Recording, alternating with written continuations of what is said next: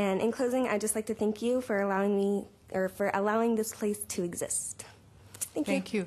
And thank you for your service. It's really nice to hear young people starting their community service at an early age. Thank you. Michael Stanzel.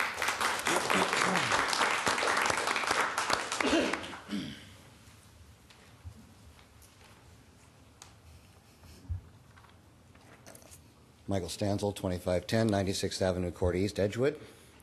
I just need to make a quick note in this saga that the city entered into a interlocal agreement with the fire commissioners in District 11 on February 3rd, 2003.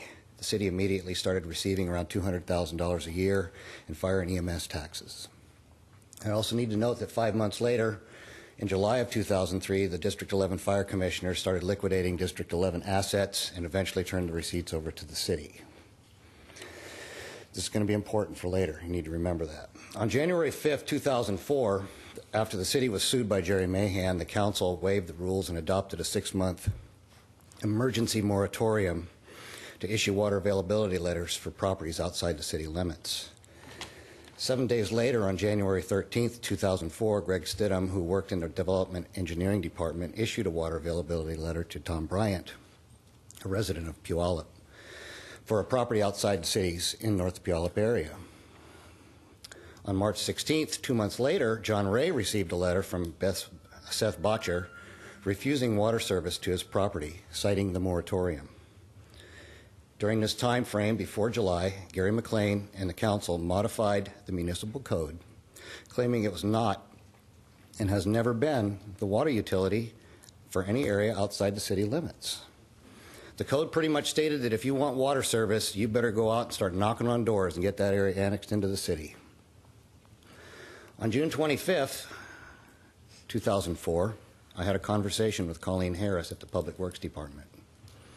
I needed a water availability letter for my church property. We were already receiving water from the city.